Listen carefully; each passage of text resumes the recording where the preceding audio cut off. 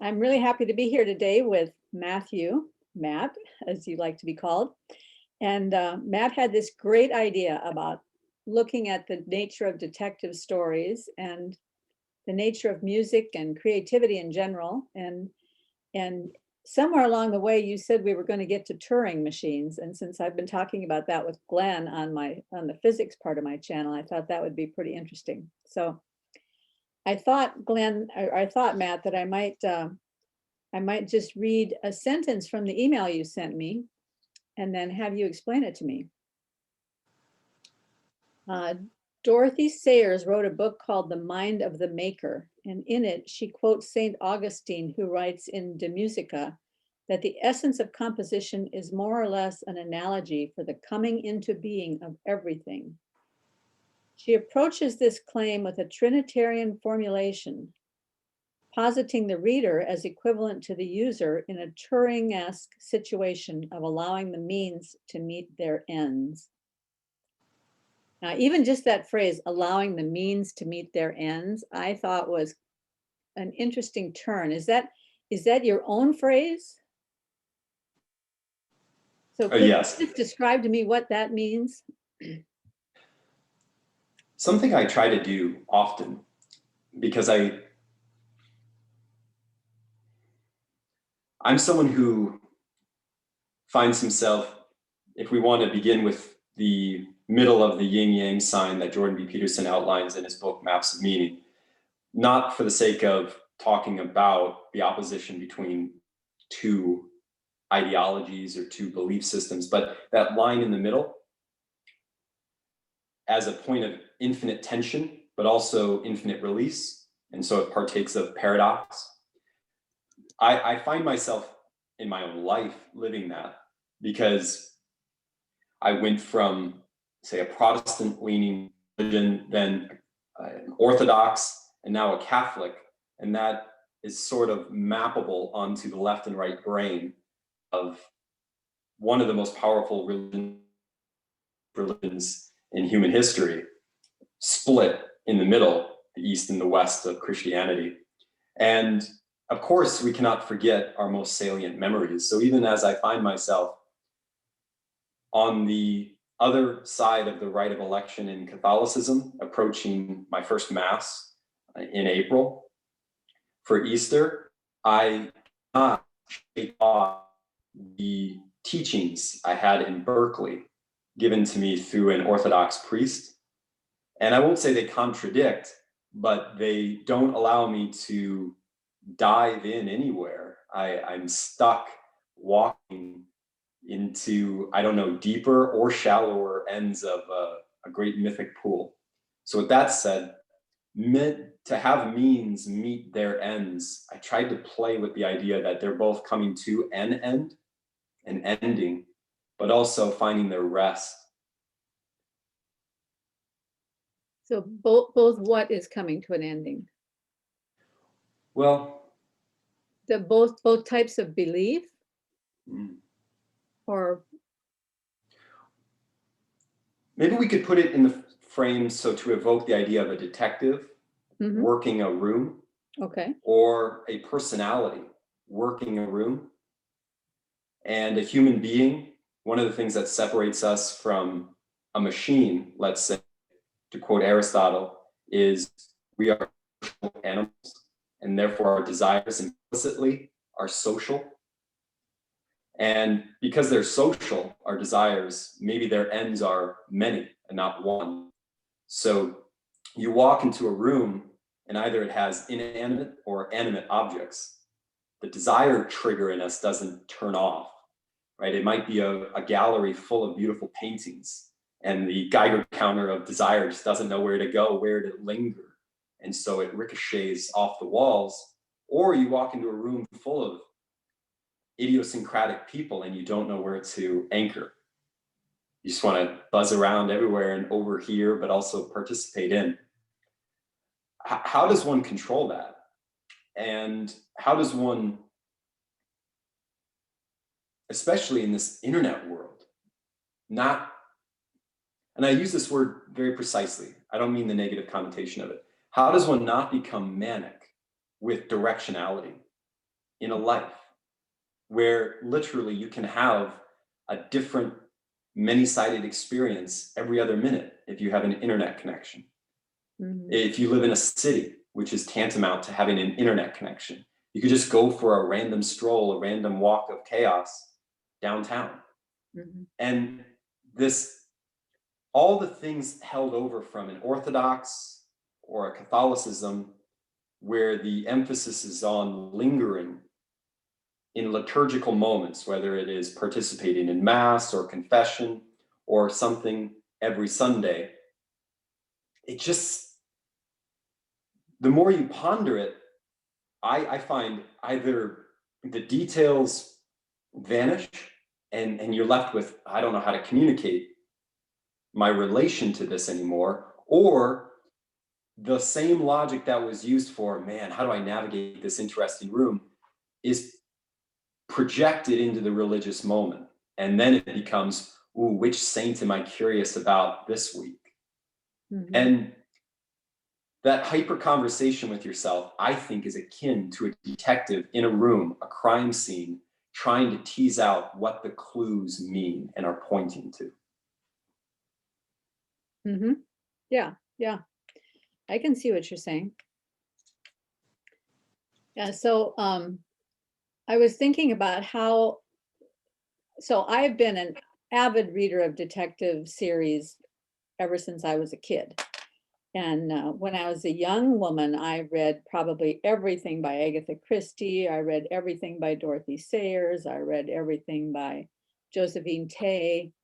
I read everything by Rex Stout. I mean, I read these series of detective novels. And then I sort of, around 2000 somewhere, I sort of stumbled into, oh, Hulu and, all this Netflix and all this stuff where you could watch these series, and it's not the same, but but I did end up absorbing many different detective series on television. And I was thinking today, what is it about each one of these series that's kind of the same? So there's always a quirky detective. He's always a little bit odd. And then there's always a stable, competent police constable or superintendent or someone who's an authority, but not brilliant. And then the quirky detective always has a sidekick who kind of keeps him upright and makes sense of some of his idiosyncrasies. And then there's a cast of assorted characters. But almost every detective series has this same set of characters. And I was trying to think, why is that? What is it about detectives, why they're always this kind of quirky personality? And I realized it's this riding the wave between order and chaos. It's the creativity, it's the artist, because the detectives that are always represented in these novels are more of an artist than they are a policeman. They're not just doing police work, forensics work, gathering data and then analyzing the data. They're seeking the anomaly. What's standing out in this room? What patterns am I seeing, and where can I see the patterns in the noise? And they're able to see that where other people aren't able to see that, because other people are working step by step, point by point, traditionally moving along this ladder. But the creative type comes in and just sees. They see through the chatter completely. And I think this is kind of the question you were having about when you come into a room and there's so many things to look at, so many, it's Jordan Peterson's conversation about how every moment of every day we're facing a field of infinite potential. And how do we decide where to move through that potential? And ultimately you have to, well, I mean, his big thing is you find an aim, a goal that's above the horizon, that's the highest good of which you can conceive, and you let that aim orient your vision. And I was trying to think it down to a really practical place. And for me, the really practical place comes in with this idea of, you brought to me, you made me think about Dorothy Sayers' book, The Mind of the Maker, which I had never read before. And in that book, she's talking about how God created man in his image. And it doesn't say anything about God before that, except that God created. God created light, God created the earth and the heavens, God created this, God, that's all we know about God, is that he's a creator, he's a maker. And so God created man in his image. It has to be that creator aspect of God that he put into us as human beings. So, so man has this creative capacity, and I lost myself here. I was headed somewhere. Anyway, just take the thread from there and I'll think about where it was I was headed. If I could put a red ribbon on the 3/4 of the way in part of what you said, namely that God is a creator and we are in his image, that idea, to stabilize it, I'll put it right here. But before that, on the way to your use of the word constable. So a constable, right? This is a focus on the family type. And I'm using that tongue in cheek because that's a radio program where the information given for the malady of dysfunctional relation to those immediate partners in crime, i.e., the sin of being a human being with responsibilities that ultimately cannot be met and penultimately manifest our own insecurities and selfishness. And of course we can repent, but it's a duration from recognition to repentance. And that's where all of our hearts beat.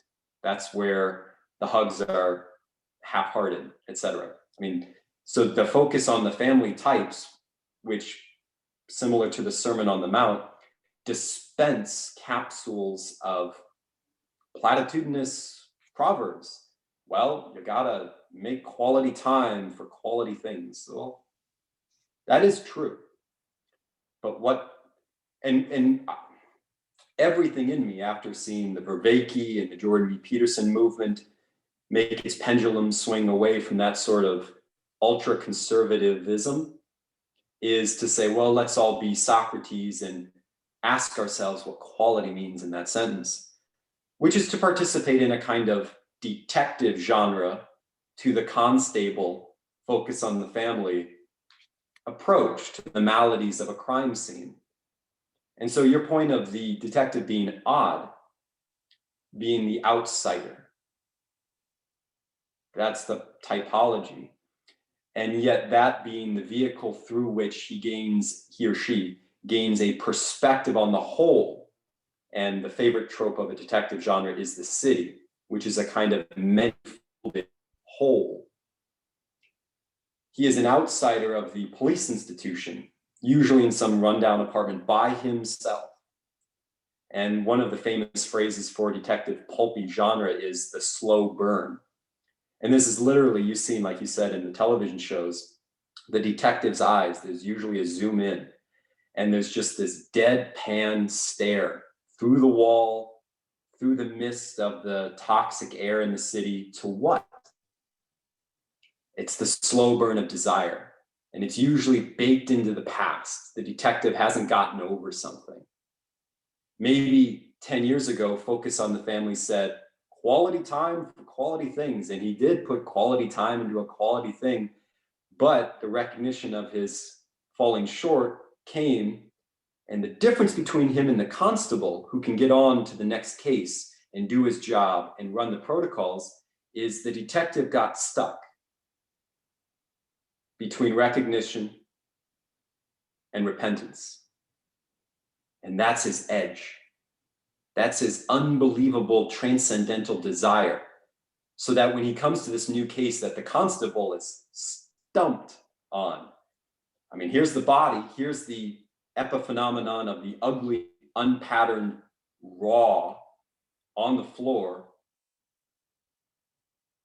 but we don't see a motive anywhere.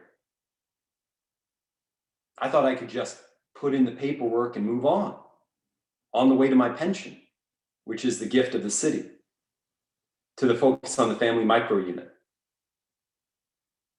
The detective walks in and he's been staring at that ugly, undenominated piece of pattern since the recognition, years past. So he never sees the crime scene in the same way that the constable never sees the crime scene. The constable is looking at this one scene as a series of scenes he will go through in a normal life. The detective comes in and sees it as a portal through which to circle back into the thing he never got over. So they're kindred spirits.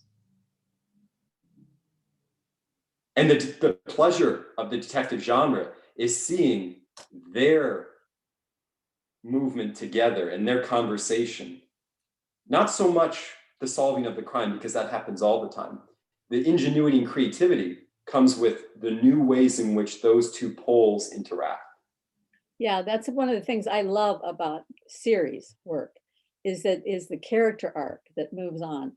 So you see the development of the characters, and you very often see the detective starting as the outsider, but eventually his idiosyncrasies are appreciated and he's grown to be loved by the people around him.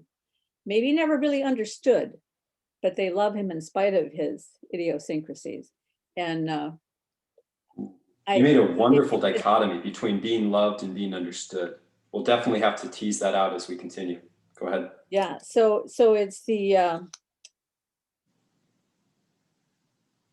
it's that thing of, it's family. You take this odd Scrabble group of people who don't have any connection to each other, but over the course of 3-4 seasons, they will become family. And you get to watch that interaction and how that happens. And I think one of the problems with that, one of the big problems with that, is that we can accept that as a replacement for actual family.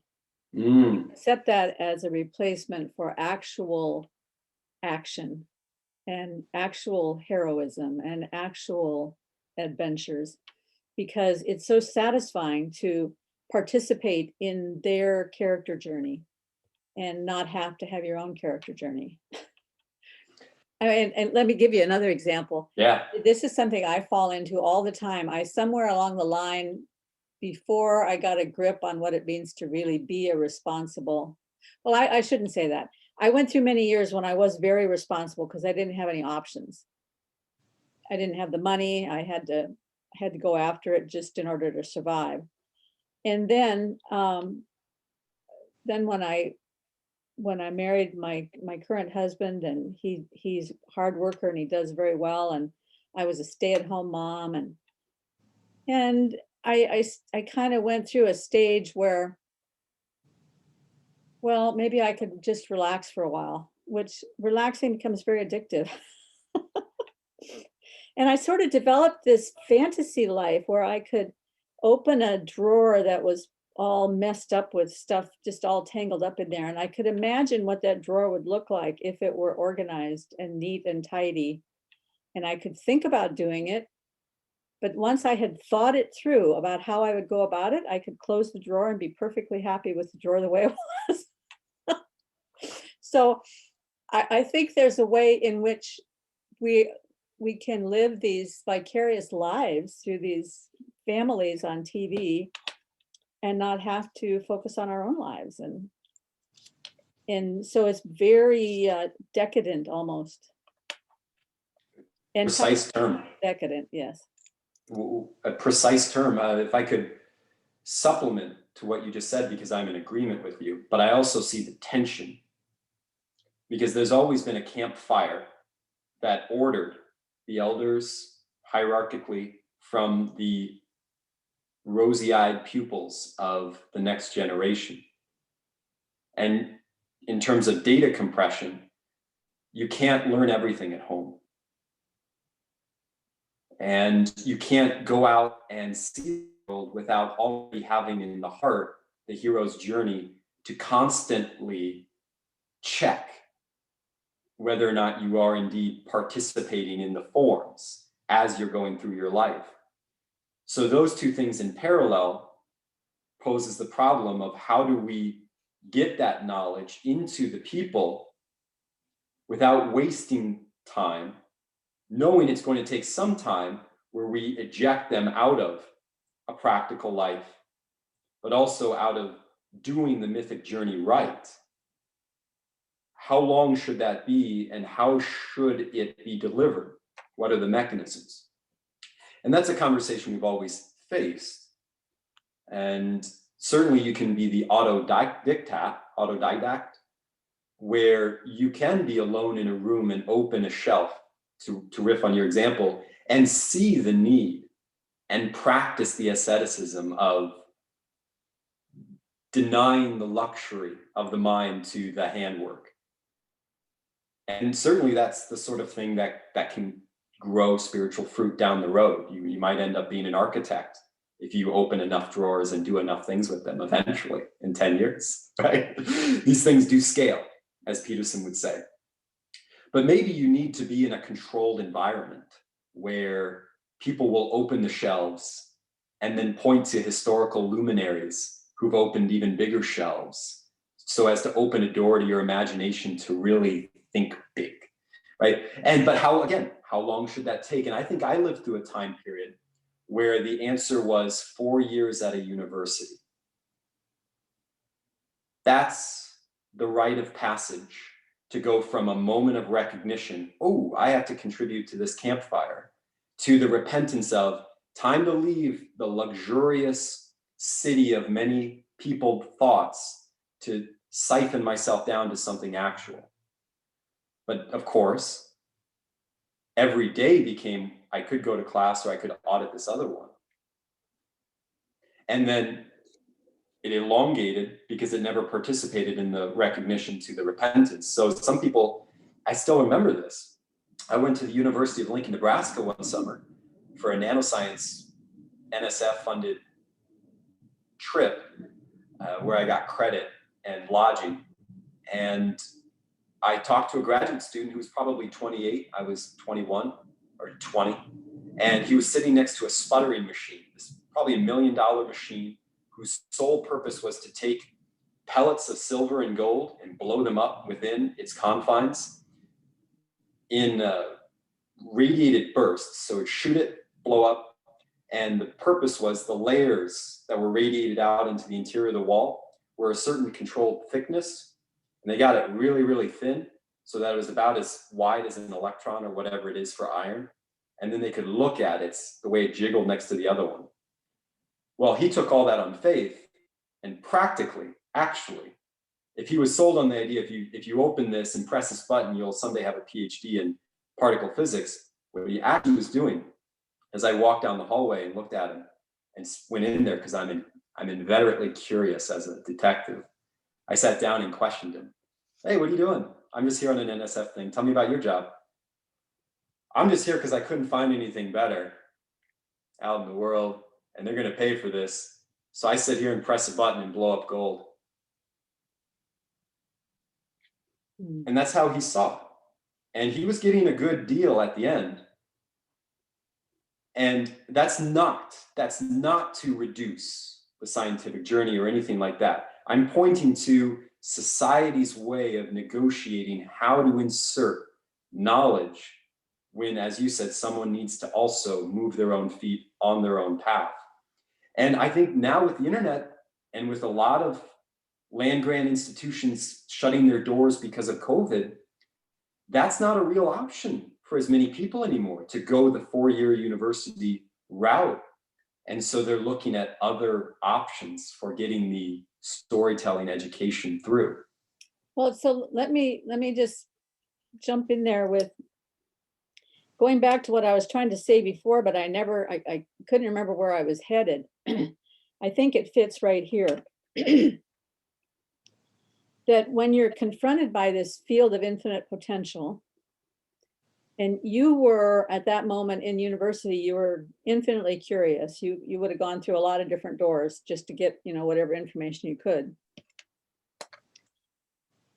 You have to You have to have an aim, but you also have to speak truth, because if you don't speak truth, then you won't know that the thing that comes out of your next move is good.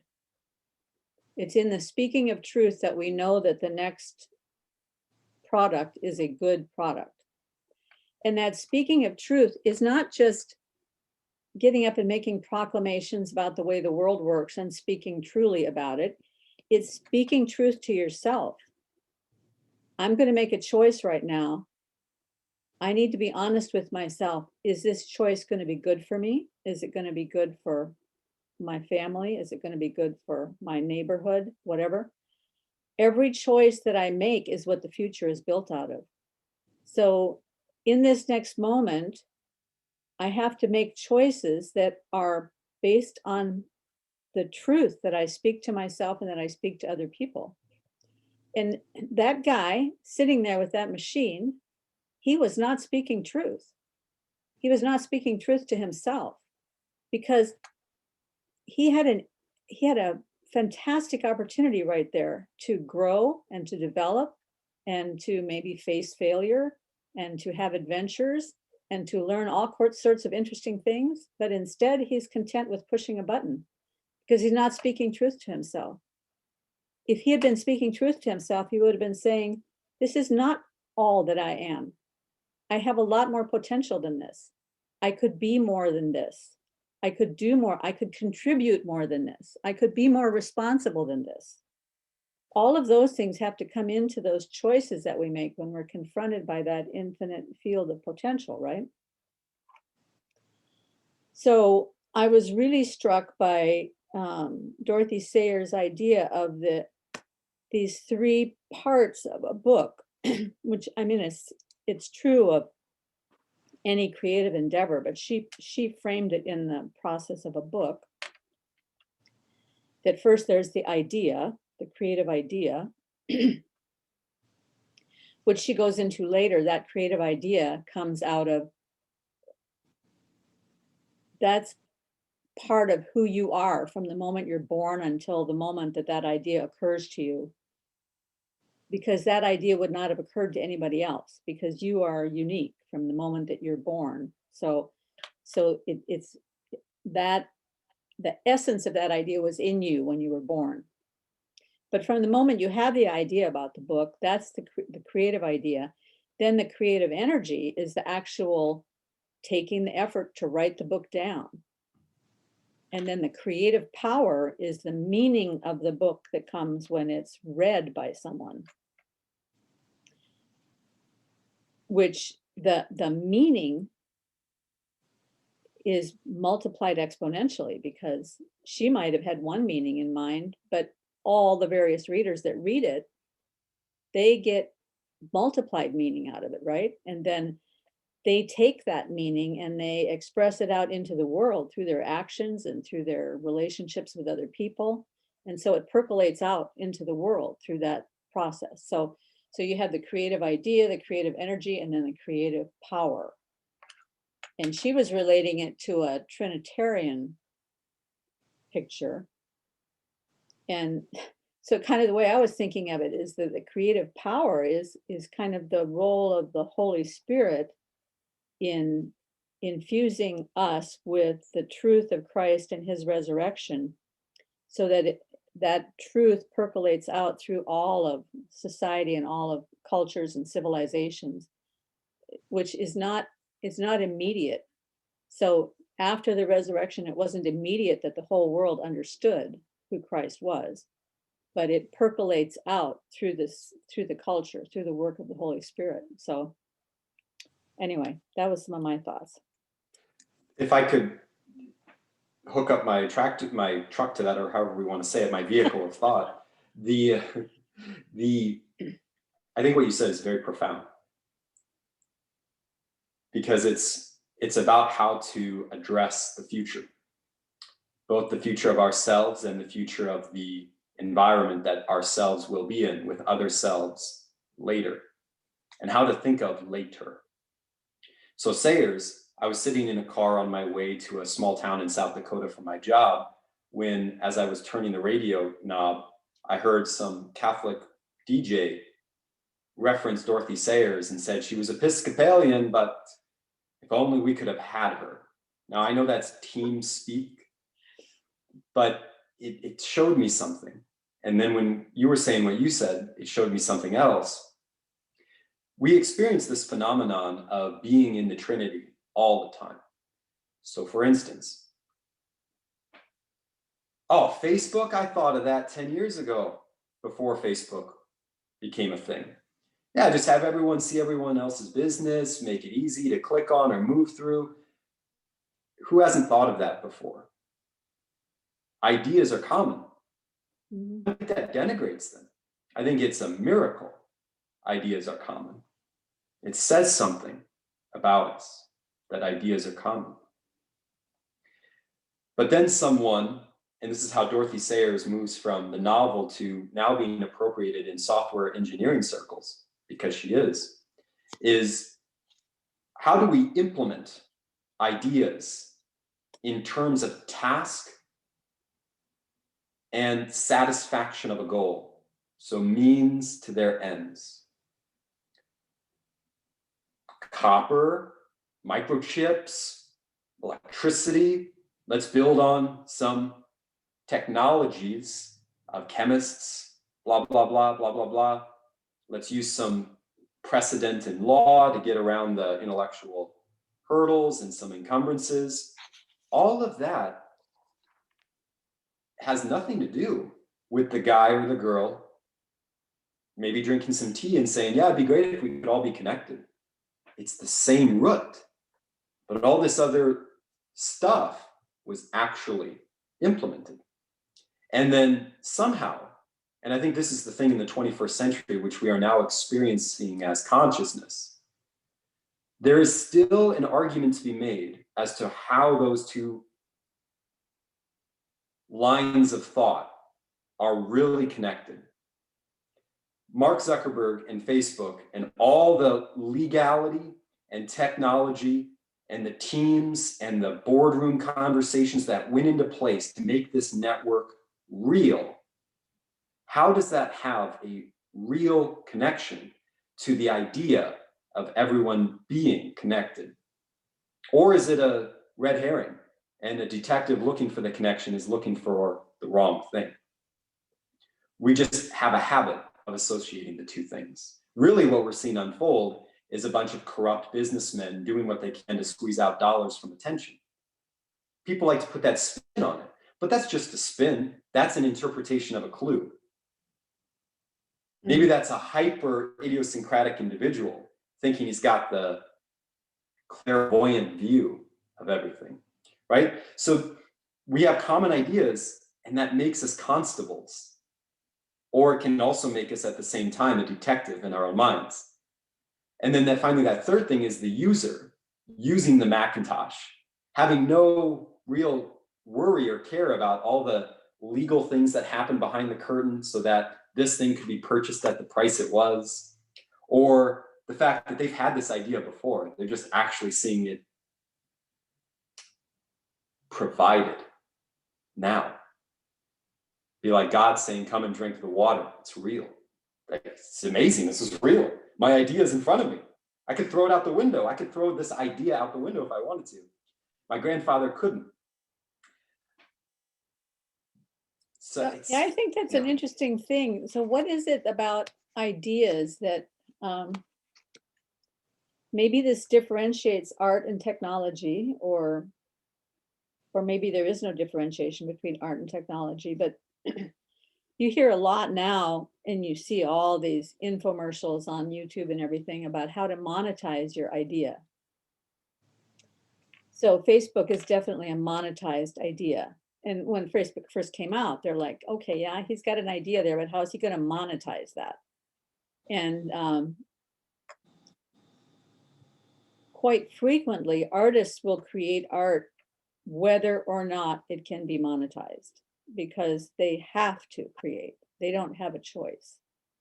So I wonder what the difference is between those two things, where a person could have an idea, and if they can figure out how to monetize it, then they'll follow through on it and produce it.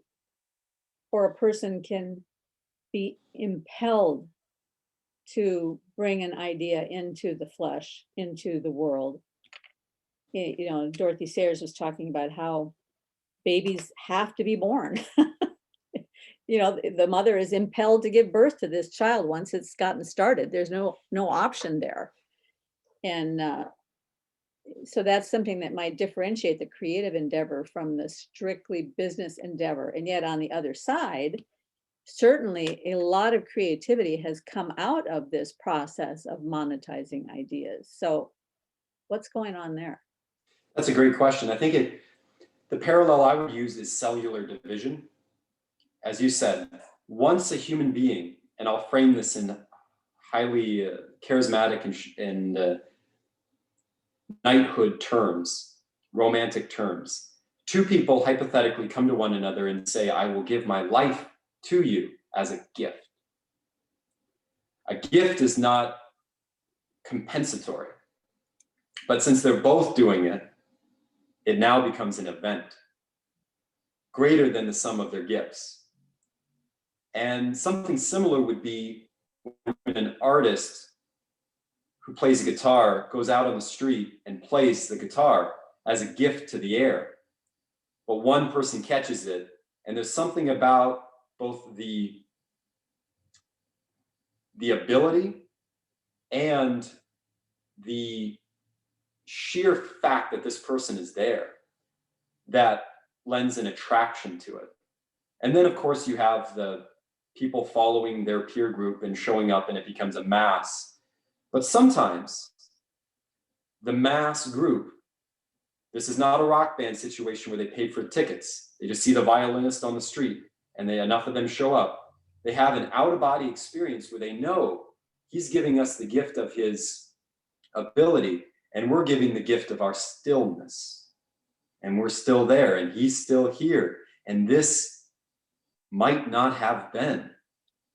And of course, when it's done, we're like, oh, now I'm being let down from something that was so contingent. Okay. But sometimes things are set apart and really set apart. Matrimony. It seems to partake of that quality of, I was walking down the street and there my wife was. Right? Neither one of us knew it. I didn't know it. It took 2 years, but we became inevitable for one another. And yet it's still an act of will. And it's like we're on this higher level. And it could go down. We could walk away. But enough people do it. And there is a power in this thing we call the church that it has this sanction to it that if we would want to, we could keep it on that second story for the rest of our lives. And it's an interesting download. We were talking earlier of, do we have 4 years in college or do we make it 8? Do we make it 2 years in a tech school? Matrimony is a kind of wonderful envision of a life spent in meditation and contemplation and prayer into the nitty gritty of a mortgage and each other's laundry, both metaphorical and real. And it never lets up or isn't supposed to until both of you can't stand on your feet anymore, or the other one can't move his arms to provide, and it's done, you're dead. Now, that's the romantic view of commitment. But what I'm trying to evoke is this sense of the artist can either decide, okay, I'm going to give the gift of sitting down and making a movie a year, and it's going to be set in New York and no other place than New York, and that's going to be my brand of gift. We hear the dissimilitude in that. There's like this idea of, well, if I could get enough people around me as I play my violin a certain way and talk about certain things reliably, I could become something memorable. And then maybe down the road, I could sell water in a bottle with the sign of that memorable feeling. And now I'm rich. And there's a sense, it's human. And because we're icon makers, right? We can't help ourselves but put the ineffable into images, even if it's Coca-Cola. So, but there's a difference between the image and the likeness. So The constable and the detective who's slow burning, they see the ugliness on the floor, dead, blood rushing out, stain the carpet. It's a crime scene. Both are the image of the detective. Police, the one who's been fired off and on, he's given some low-level job at the bottom in the basement because they don't know what to do with him. He had a heart attack before. He doesn't follow the rules precisely. He always takes the yellow tape and goes underneath it, but they need him now. They're both striving for a likeness. And that's the drama. That's the arc. Arcs are never about how do we make the image better. You start with the image. And this is what I love about the difference between writing a novel versus a screenplay that gets made, is you're literally moving from the construction of image to the likenesses those images could embody in an actor. And this is why people will spend time of the image on the page. And then the actor, once they're selected, they have to go through a method of finding the character. Are they finding the image? They're finding the likeness. And when you have difference of opinion, you're really having a difference of opinion on the likeness an idea should embody. And I think in many ways, all the intellectual debates we ever have are about how to strive towards the likeness. And that goes into vocation. So I think an artist is really trying to find their vocation, which is another way of saying they're trying to find the likeness to the image, to the idea that they were born with. Well, so thinking about the thinking about the screenwriter and the novelist, would you say that both of them are willing to allow their characters to develop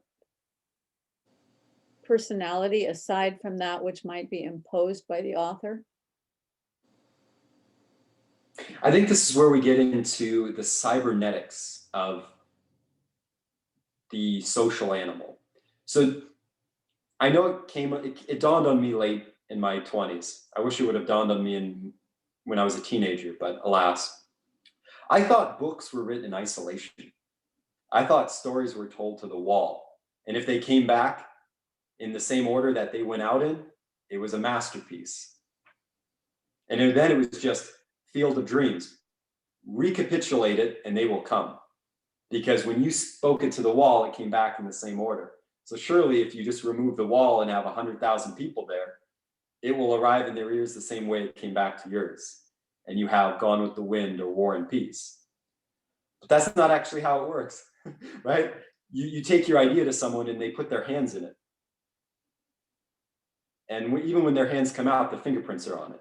You take it to an agent, they edit it for their editor, and then the editor has to put it in an elevator pitch for the graphics team that's going to make the cover. And by then it has to be sold to the bookseller, who then frames it a different way because of what they learned when they were in 6th grade about the Odyssey. So now your book that was really about stagecoaches in the 18th century is now a remaking of the Odyssey, fit for the 21st century.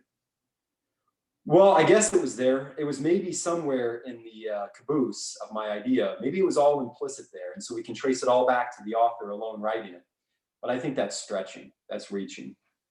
These things are made along the way with community.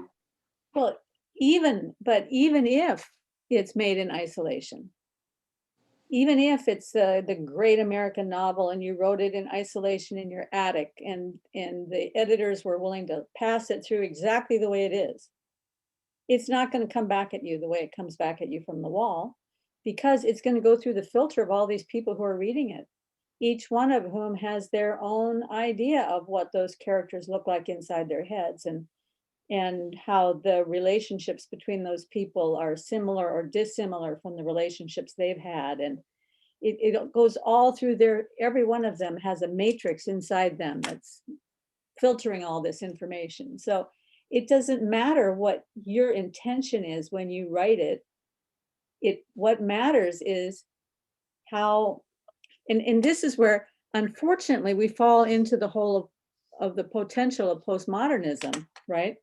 That it's completely socially constructed. So it's not completely socially constructed. The author obviously had a purpose in mind. And you can't throw that out and say, well, the only thing we're going to pay attention to is how the people receive it. No, you have to pay attention to what the author intended in the first place. But that's where, I mean, I would love to see Jordan Peterson have this conversation with somebody. If Dorothy Sayers were still alive, he could have the conversation with her, you know, because there is something about context that is so vitally important. And the postmodernists just have a heyday with that. Well, they'll say, well, everything is context. But there's also some way in which context is not everything. And that's the critical point, which I have not been able to work my way through completely yet. But I know that there's something vitally important at that point. So there's two things I want to say to that. One is I got the book Madness and Civilization from Michel Foucault, and I tried to read it sympathetically to his context, because here's a book. Yes, it was mediated by the editor, and in the air, it's mediated by all the scholars who have turned his theory to their need to publish or perish. With that said, here was a man who had endless hours in one library that you can find on a map and go and visit. I forgot the name of it, but it wasn't the internet. It was a place and time.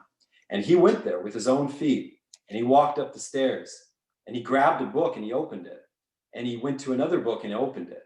And yes, he thought, okay, this is a rare library with a bunch of names and places and dates where people were tortured in ingenious ways with rationale given that would make you wonder how people were able to raise children, because it was so sophomoric and crazy to our eyes today. There's probably 1 million of these anecdotes in this library waiting for me. Was he the constable scholar? Was he the detective scholar? Well, he was a guy who shaved his head, and he was a guy who had a career path, and he had that invisible thing none of us can put our finger on that kept him in the library before he knew he was Michel Foucault. He wasn't troping on himself, deconstructing the world. No one had done it. So he didn't have that as a reach to compare himself with. So we don't know what he was doing and why he was there so long to write Madness and Civilization, which is cherry-picked anecdotes from the 1 million that he could have picked in that glorious library. Now, we want to read in, oh, he picked this one because it was the guillotine and it has so many resonances with so many, losing the head, losing the phallus, losing all his sexuality, his homosexuality. It makes perfect sense. They're making a good case as a detective would about the clues. But the point is, Foucault took the common idea of, I bet all these torture instruments point to some underlying darkness in the human soul, or an absence of something. We all have that idea, it's common, but he put a technology on it, just like Facebook did some actual things to make us connected. Okay. Postmodernism took its cue from that. Rewrite the Constitution, rewrite 1617 or whatever that year is, blah, blah, blah. It's following in the footsteps of Foucault in the genre of making images. But now the likeness, what would be a screenplay of Foucault's Madness and Civilization? That would take us from the image making of paragraphs to actors striving for the likeness. I would love to see that show made with character arcs of his essays. Maybe we'll get there eventually, because things are becoming more and more serialized with more and more streaming platforms. So the need for content might generate these hyper niche points of connection for likenesses. And this made me very hopeful having this thought, because then I thought to myself, I can let go of writing a book. Maybe I'll write a book, but it doesn't actually matter as much as I thought it did, because the book is one technology invented by Charles Dickens to serialize attention back in his day. He never published Great Expectations as one thing. He didn't conceptualize it that way. Crime and Punishment wasn't one thing. It was a magazine entry. That's what Crime and Punishment was back then when he made it. So it was all about the cliffhangers and keeping attention. Sounds very much like a the way television used to be when it showed up on Fridays. Now, television has went through, and when I say television, I literally mean that, Karen. Telos and vision. It's training our eyes to see where the likenesses go. I don't think about character, because that's an image. It's where does the likeness go? That's the arc. And that's the tension, that's the drama. That's where human will, and this is the De Musica of Augustine, comes in. It's not about how the image looks. That's racism, that's sexism, that's ageism. Focusing on the words used in a person's speech. It's so old. It's a canary. It's a red herring. Really, the thing that we live for is finding the likenesses, where they are, and tracking them. Because then maybe I can learn how to bring my likeness towards that. Because we all want to be, it's the Peterson, be better than we are. We know those who love us are on the side of our potential, not our actuality. It's another way of saying on the likeness, not the image. Because I don't want to be what you see right now in 10 years. I want the likeness that I strive toward to be uniform then as it is now. Otherwise, I'd lose my soul. I think that's what the soul is, right? It's the striving for the likeness. So in Genesis, God made us in his image. We fell. What fell? The image or the likeness? Probably a little bit of the image, but maybe not. Because what is the image? Is it a bunch of particles moved in a certain arrangement? I got on a kick when I was thinking about the detective story, where I listened to some serial killers talk, like the Ted Bundys of the world. And I really tried to analyze the way in which they chose to couch their terms. Now, probably a lot of it was bravado and they wanted to be on television. So I'm taking that into account.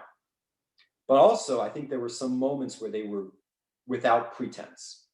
And I forgot the guy's name. I think Ed Clampett or something, Ed Clamper, whatever he was. He was the guy in California that would pick up hitchhikers, kill them. He talked, because the interviewer asked him, why would you do this? How could you bring yourself to do it? And his description fit a Dostoevsky image. But he was speaking it in real time in the likeness. I mean, no wonder Mindhunter got made on Netflix, tracking the likenesses. He said, when I was in front of this person, I could see the atoms moving. It was so intense. And the passion was so powerful. I could see the atoms moving. And I thought, oh my God, this is like, when people are on DMT or having a religious experience, and they put it in terminology, they might talk the same way. I was seeing things move and I was seeing energies and powers. Now, what's the difference between a saint and what that serial killer said? The likeness. It can't be the image, because the way in which we describe our image is dependent on context, right? Socioeconomic conditions. I speak in English about my image. Another person from India would speak a different language about their image. Maybe my metaphors are more precise than another person's. It doesn't really matter. What matters is one person was a killer and the other person put his hands together in prayer. Evil, good. And it's not in terms of the image, because one person, like a lot of the saints, like they were horrible to themselves, very ascetic, very weird, very outside the box. Some of them looked crazy. So we can't rely on the image, but the likenesses. Okay. And then the final thing is the Orthodox Spirituality. I've been picking up this book on it, and I think this relates to Mind of the Maker. They talk about the Hezekiahism, which is the prayer of the heart, noetic prayer. And it's really deep because they call this philosophy in Christ. So earlier I talked about the cellular level, literally cell splitting. After the man and the wife came together in this ultra event known as matrimony, they then do something which brings them totally in alignment on the cellular level. And then things mysteriously, magically happen on their own. Cells divide and you can't stop it. Even if the child is not going to come out alive, it's going to come out. It's like this thing you can't stop now. And it's the difference between now this image is born and it's independent of you. And it will have its own likeness. And you can't control it. And so we could get into discussion of needing to control things versus letting go. The Ed Clampett wanted to control that moment where he could see the atoms moving. So he controlled it in the form of silencing it forever.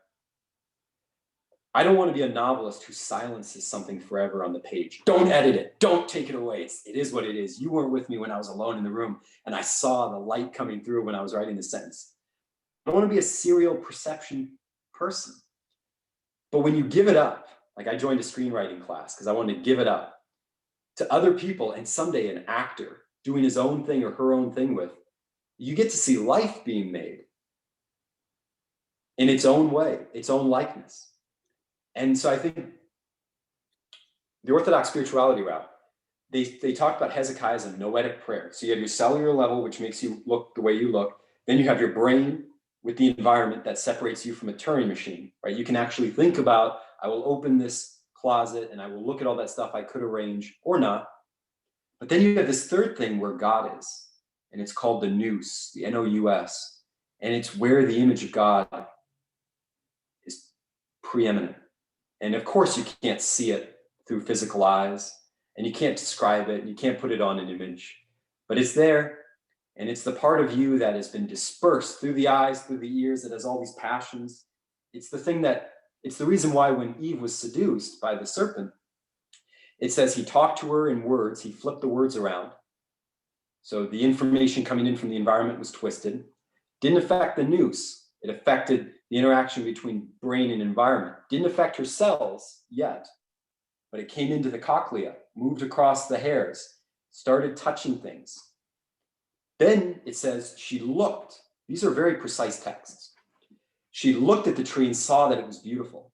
She was now receiving information in through another aperture, another sense.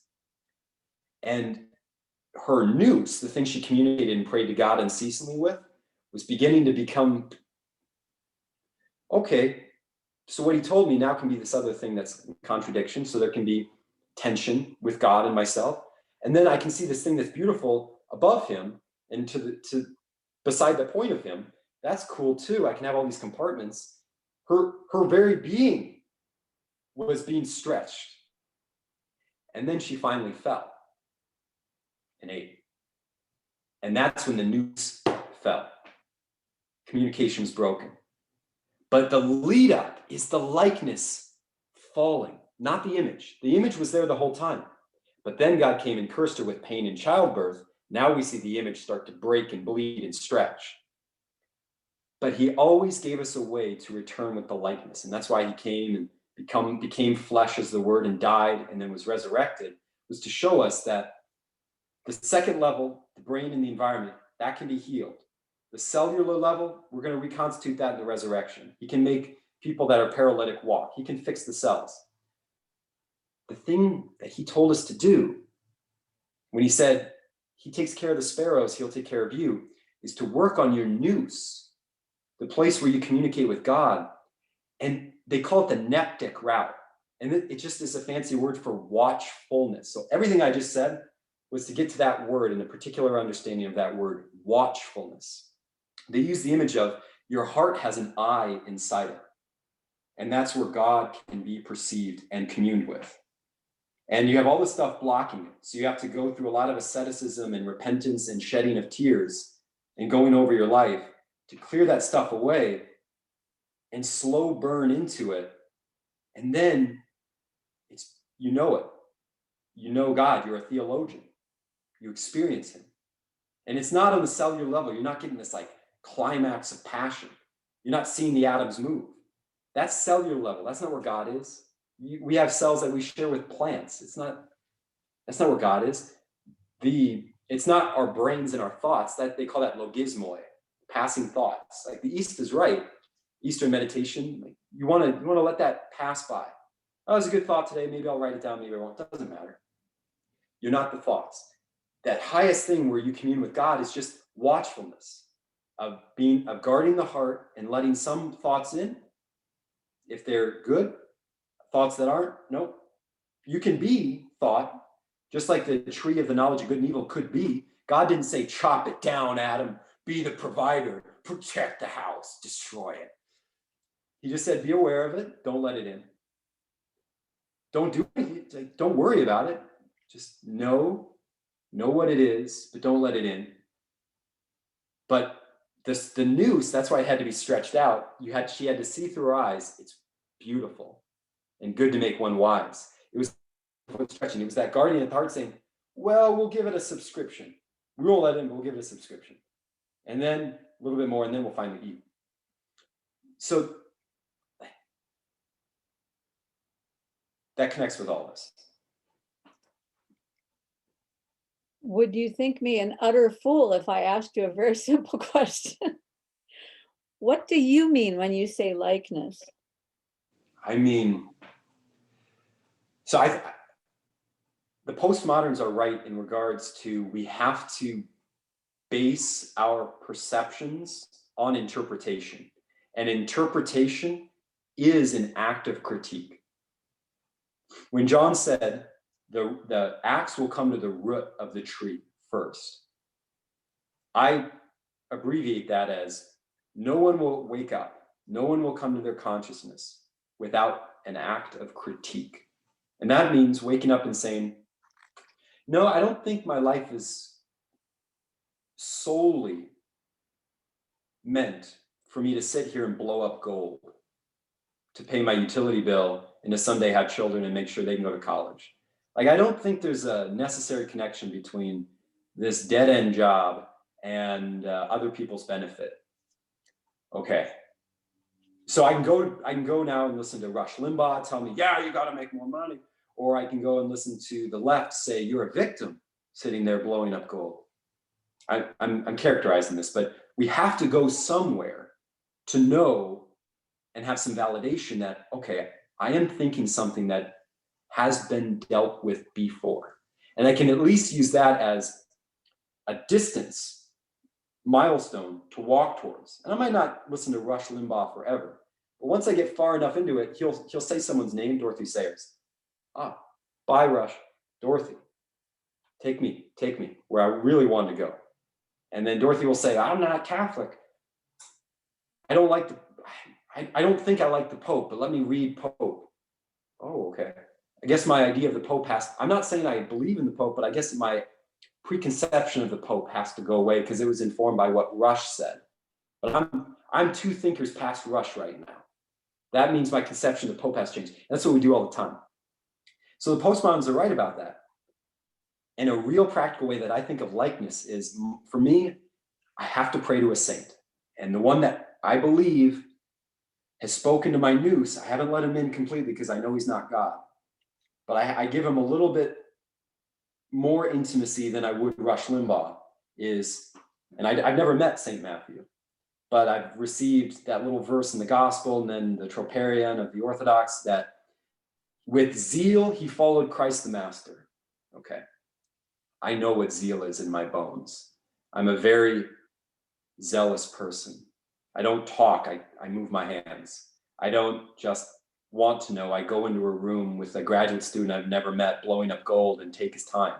I'm very shameless. I'm a shameless person. So I know what zeal is. And here's a guy who with zeal followed Christ the Master.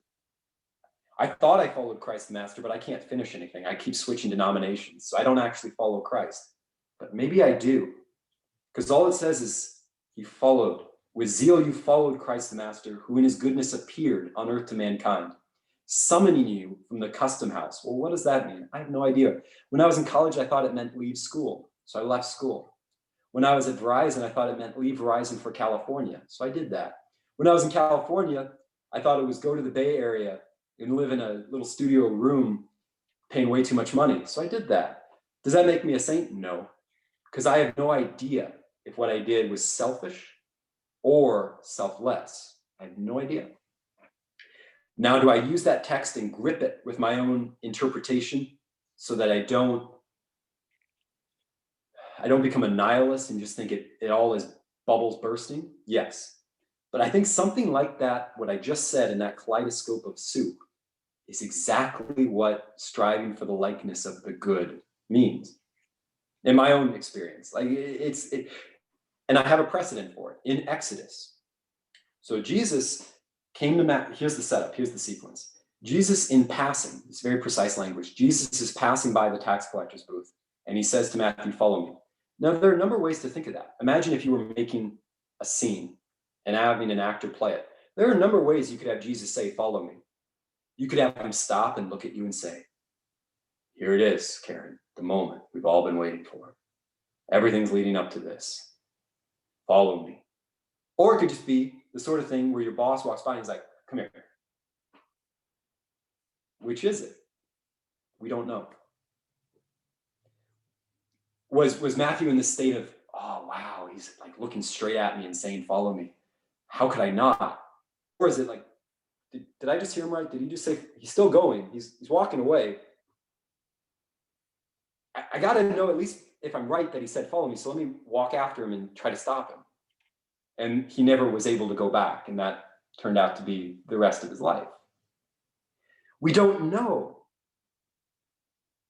And so there's so much room for people to live in that universe, which isn't Marvel or DC. It's the gospel. And then in St. John, he has Jesus say on the night of the feast, the greatest night, I am the light of the world. He's plucking that from Exodus 13, where God took the people out of Egypt. And what's so interesting is it says he could have led them straight to the promised land, but he took them by a circuitous route. Because, and it says why, if they knew they would have to fight, they would turn back and go to Egypt. So God didn't tell them the whole story. He gave them a circuitous route, but they always knew where they were going next because God appeared in cloud by day, which is strange because a cloud isn't the most clear thing in the world, right? And at night, he was a fire, a flame to give them light.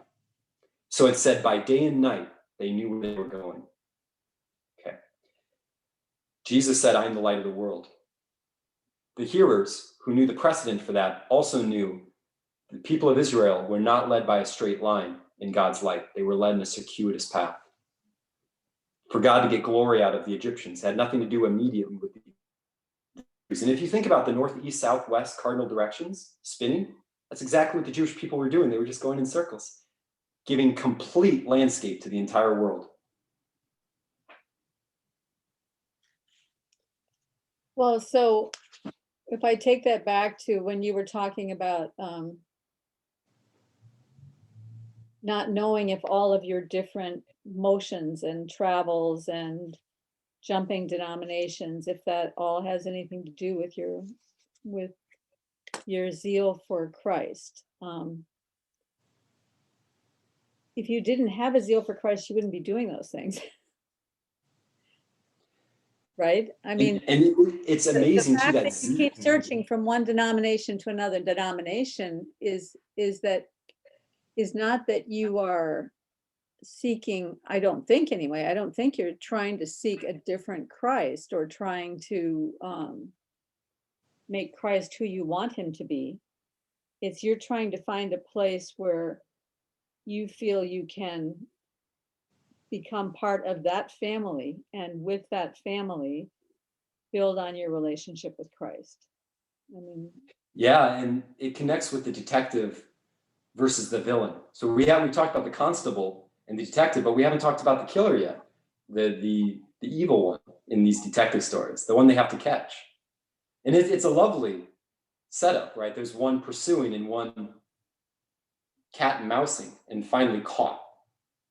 And in a Jungian sense, the detective is the shadow, is the light, and the villain is the shadow of the same thing. And zeal can go one of two ways. There were a lot of zealots in Jesus' time, and they were all crucified because they killed people to bring about the Jewish revolution. But then there's the zeal of Matthew following Jesus. And it doesn't say that's good. It just says, with zeal you followed Christ the Master, who in his goodness appeared on earth to mankind. It doesn't say what Matthew did was good or bad. It doesn't define or offer a critique of the zeal, but we know zeal can go both ways. Mm-hmm. It can see the atoms moving and try to freeze it, or it can, I don't know, like it's a strange thing to have free will. And it's also a strange thing to be obsessed and to actually believe that God is real and actually talks to your nous, actually talks to you, like actually appears. Like, you read a book And it's like, we know this is true. You read a book and you get something out of it. So here's something speaking to you. We don't question that. We should, but we don't.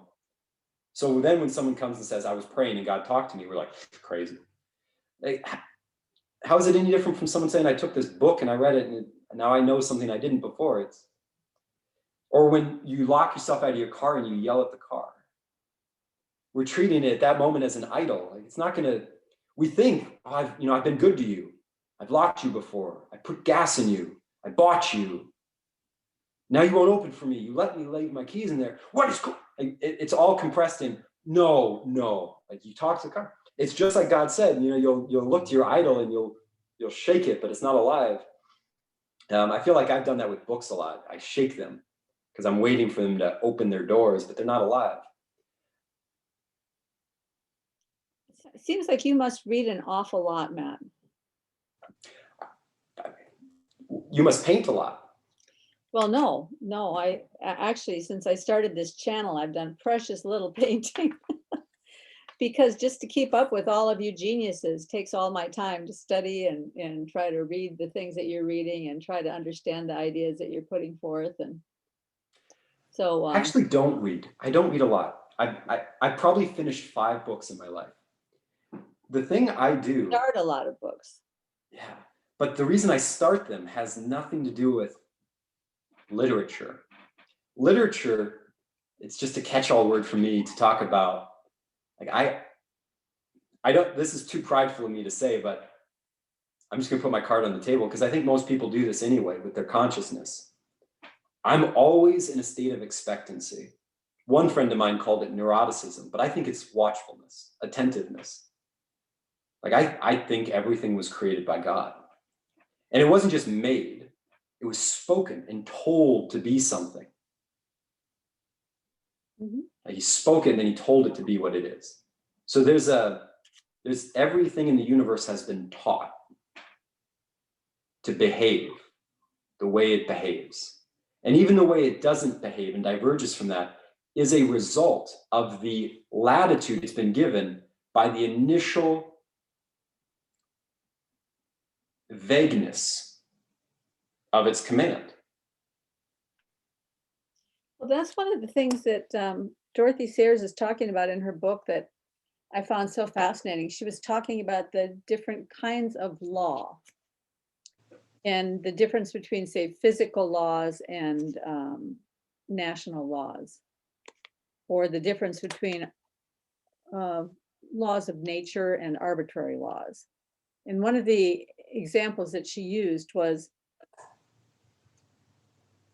you could say that it's impossible to make you are not permitted to make an omelet unless you're wearing a black top hat. Okay, that might be considered an arbitrary law. Or you could say it's impossible to make an omelet without breaking eggs. That's a natural law because it's an absolute true fact that unless you break an egg, you cannot make an omelet. But it is not a true fact that unless you wear a black top hat, you cannot make an omelet. That's simply a law that's been imposed. And so we mistake those two ideas to our peril when we're making decisions about how to live. Because if you make a decision that breaks a national law, you might pay some consequence. You might get a monetary fine, or you might have to go to prison for a year, or, worst case scenario, you do some really big breaking of the law, you end up going to prison for your whole life or whatever. But if you break one of the laws of the universe that's just the way it is, then there's an inevitable consequence that's a destructive consequence every time. It may not be immediate, but it will happen. And that's one of the places where we get really off base, because we start thinking, oh, well, I can believe in God or not believe in God, and it's my choice. And but if it's really true, like when Jordan Peterson says that your actions betray what you believe, then actual belief has to be made up of actions that represent that belief. And those actions have to align with reality, have to align with the truth of the universe. And when they do, you will have a life that aligns with God's life, and you will be with him for eternity. And if your actions do not align with that, because your belief does not align with that, then you will not have that alignment with God and life into eternity. It's an inevitable consequence of the way the universe is created. It's not that God is sitting on high saying, you go to heaven and you go to hell. It's just the way the universe is created. It's an inevitable consequence of reality. And because at the core of all that is his love, then that love and creativity is spooling out the way the world is. So whenever you make a choice about what you're going to do in the next moment, it matters whether or not you think that the world, that God is good or God is bad, because your choice is going to be informed by that knowledge, that decision in your head. If God is bad, if the serpent's lie from the garden is true, or if you get caught up in that lie from the garden, then you're going to make a different choice than if you believe that God is good and that he is abundant and he is gracious and he is welcoming and he is fruitful and he is generous. All of those beliefs are going to change the way that you act into the universe. I think with that, there is something, this may sound controversial, but phenomenology plays in, to my mind, with what you had said, because we have to start from ourselves in order to find ourselves. And the only way we'll ever know anything is through our experience. And this is the harsh rule of reality. I'll never get outside myself into the movies I make. I'll never be a character in my own movie, ever. I'll never be a character in your movie, ever. I'll never, ever, ever be in a relationship if I'm not there. And it's so awesome in the old sense of the word awesome, because that's true now, and it's true in the resurrection, because we're going to get bodies. We'll never be able to just explode into perfect beatific whatever and just mix with everyone else. We never get to do that. There's something about love. Okay, so Matt, I lost you. I don't follow what you're trying to say there. When you say you'll never get to do that, what do you mean? Like, I think it's pretty incredible that we have bodies, that we are finitely limited. Mm-hmm. It didn't have to be that way. Mm-hmm.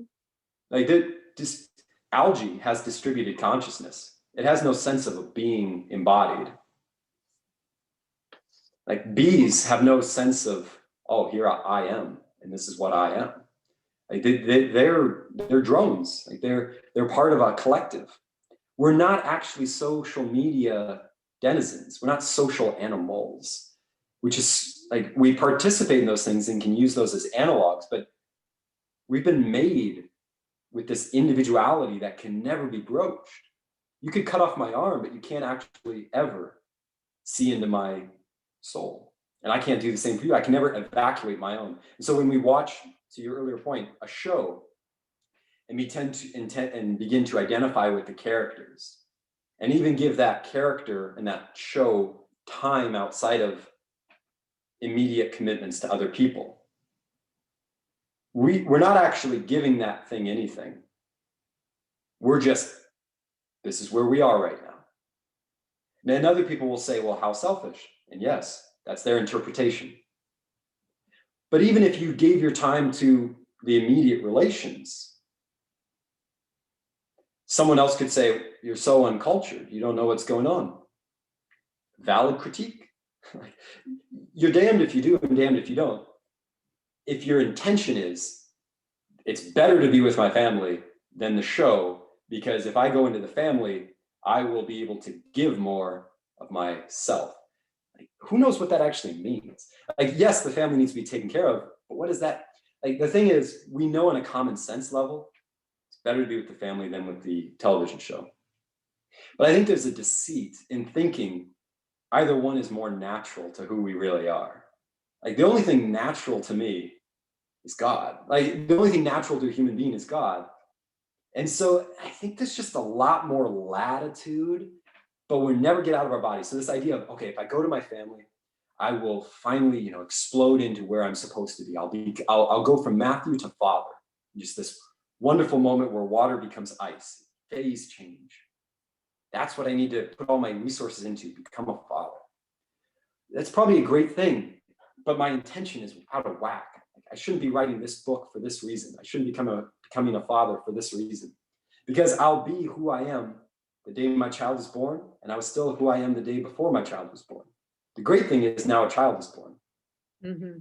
And so I am completely beside myself with awe at the fact that that's how God made the world, that we would never be able to outsource our soul into our projects. That's what I'm trying to say. Okay. Outsource our soul into our projects. Okay, that totally makes sense.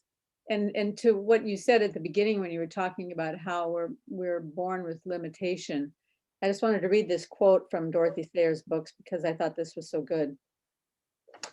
She says, for whatever reason, God chose to make man as he is, limited and suffering and subject to sorrows and death. He had the honesty and the courage to take his own medicine.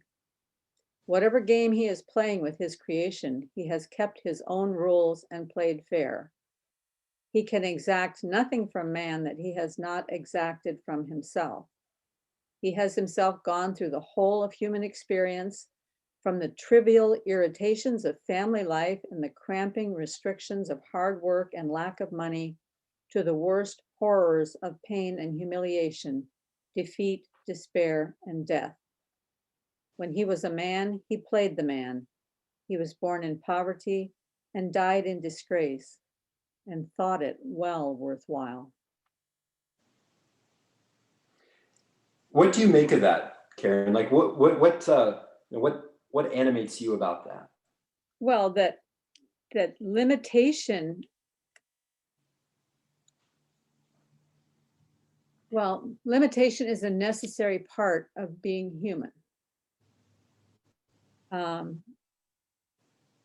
And that it meant so much to God the Father to communicate with us that he was willing to take on that human side, willing to accept the limitations of humanity, willing to accept the sufferings attendant upon that limitation, to go through life as a human and experience all of the limitations and difficulties and irritations and everything else that come along with humanity. He was willing to accept that so that he could complete his work to create a way for us to have fellowship with him. And to know that that is the likeness of love. What you just said, how it's not what love does, what you said, it's what love is. All that doing is the activity of love. It's not love in spite of. It's, oh man. Because I've heard some church fathers say, even if Adam and Eve didn't partake of the garden or partake of the tree of the knowledge of good and evil, God would have still become flesh, because this was part of the marriage. And it's what love has this leaning in quality. And I think it's one of the things that redeems the detective. It's why the detective can't leave the city when he's an outsider. He has to linger and slow burn, because that obsessive drive to find the killer of this victim, because it's a way to go back into his noose and find the thing that had been broken years before. Like, He's using the world. He's using the world to fix the severance that happened at the beginning. And he's being honest about it, to your point of speaking the truth to know whether or not the next move is good. He doesn't pretend to be the constable. I see that they left a Joker card underneath the fold of the collar. That's not incidental. Oh, nobody noticed that. How'd you know? Because I wasn't looking for something. I was just looking. And I didn't decide what it is. I said out loud what I see. And now you're saying it means something, maybe. But now the constable and the detective have a relationship they didn't have before Joker card underneath the cuff was spoken, underneath the collar was spoken. And of course, the constable's going to think there's a lot going on here because his whole job is to make things mean something, because that's in the best interest of him keeping his job. The detective's there because he's really trying to find God in the room, because he's never stopped looking for God, no matter where he is. And that's, There's I wonder. There's some deep archetype under this whole detective thing. You know, Jordan Peterson's always talking about the hero journey being this deep archetypal structure, and it is, but there's underneath this detective thing, there's also some deep archetype going on, which, you know, we don't have time right now to go much further into it, but I really do want to explore it more because I think it's a really interesting concept. Could we just tie it up at the end with a little bow with you telling me how you brought Turing into this? Because the Turing machine, I can't quite connect the two. So yeah, so in brief, the Turing machine, as I understand it, is the question of, can we tell the difference between AI and my consciousness?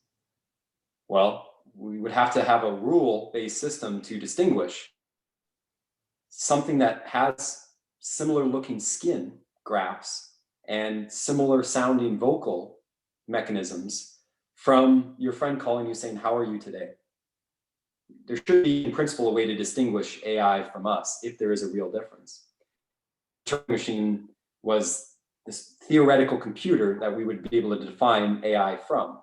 And really, it was a based decision: go right, to go left, or to halt on ticker taper. And I think it's a beautiful image of the difference between a computer and us, because a computer can go forward in the future or back in time or not move at all. And we like to identify with the computer a lot and think that's what our lives consist of. But God led the Jewish people on a circuitous route, and a circle is not a line. It's never a line. All the lines rush up and try to become the circle, but they can't. And we think that's our problem, but it's really far from a problem. And so the detective is, you'll notice in detective stories, he's always the one circumambulating. The constable wants to say, "Well, it walks like a duck, quacks like a duck. Ticker taper says it's a duck. I have identified this thing as blank, blank, blank." Whereas the detective will stand back. He'll usually be in the corner of the room. He'll have that penetrating glare. You know he's lost a daughter or something. He doesn't look so well. Characters, the ensemble cast will usually say at a diner, "What I see in you, I don't like at all. It's not something good brewing in there." And he circumambulates the room, and he finds the thing out the corner of the window that doesn't match. A computer can't do that, right? A computer can only do what its programming says. But a human being can look for God everywhere. And that's all we're ever doing. And the more obvious we become about it, the less true we are to it, because then the temptation is to put these terms in something that will stick, but that's false. But you can see it. That's just what I'm trying to say. That's why I love the admonition to Matthew: follow me. You get to see this saint just in motion, without an end or a beginning. Like we don't know what his motivation was. We don't know what he eventually saw. We just saw that he was striving. And computers can't strive. Turing machines never strive. They just compute.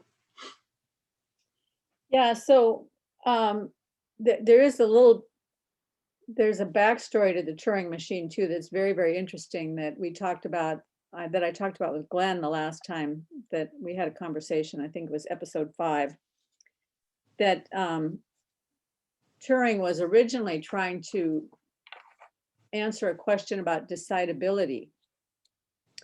And so he figured out a way to build a machine that he could answer that question about decidability. So it started out with a question, and the question ended up generating an idea that ended up becoming hardware, right? And then that hardware had a logic built into it, and then that logic was used to find an answer to the question.